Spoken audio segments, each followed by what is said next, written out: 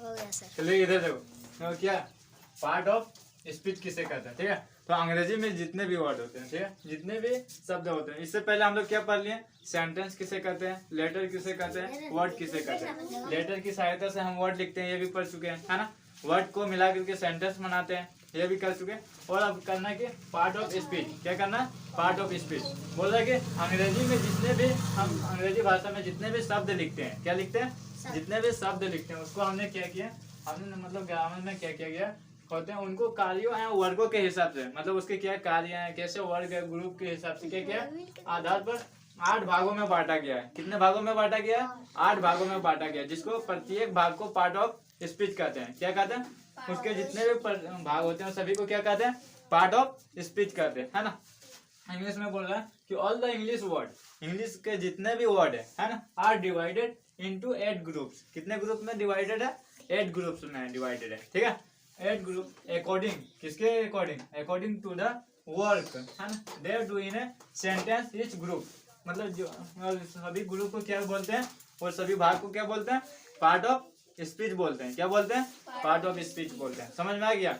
अंग्रेजी भाषा में जितने भी शब्द होते हैं उसके कार्य हो, मतलब शब्द होते हैं, उनके क्या कार्यों और वर्गों के आधार पर कितने भागों में बांटा गया, 8 भागों में बांटा गया, ठीक है। समझ में आ गया, चलो हो गया। तो पार्ट ऑफ स्पीच समझ गया, कितना है, पार्ट ऑफ स्पीच 8 होते हैं, है ना। और अब चलो देखते हैं कि पार्ट ऑफ स्पीच की जो 8 है वो पढ़कर क्या क्या। सबसे फर्स्ट नंबर में क्या, नाउन। क्या, नाउन, जिसे हम लोग हिंदी में क्या बोलते हैं, संज्ञा बोलते हैं। क्या बोलते हैं, संज्ञा बोलते हैं। दूसरा क्या, प्रोनाउन। क्या, प्रोनाउन, जिसे हिंदी में बोलते हैं सर्वनाम। क्या बोलते हैं, सर्वनाम। उसके बाद एडजेक्टिव। क्या, उसके बाद एडजेक्टिव है जिसको हम लोग बोलते हैं विशेषण। क्या बोलते हैं, विशेषण। उसके बाद चौथे नंबर पे वर्ब, वर्ब जिसे हम लोग बोलते हैं क्रिया, है ना। उसके बाद 5वें नंबर पे आता है एडवर्ब। क्या आता है, एडवर्ब, जिसे हम लोग हिंदी में बोलते हैं क्रिया विशेषण। क्या बोलते हैं, क्रिया विशेषण, है ना। उसके बाद 6ठे नंबर पे प्रीपोजिशन। क्या होता है, प्रीपोजिशन, जिसे बोलते हैं संबंध बोधक अव्यय, जिसे बोलते हैं संबंध बोधक अव्यय। उसके बाद कंजक्शन।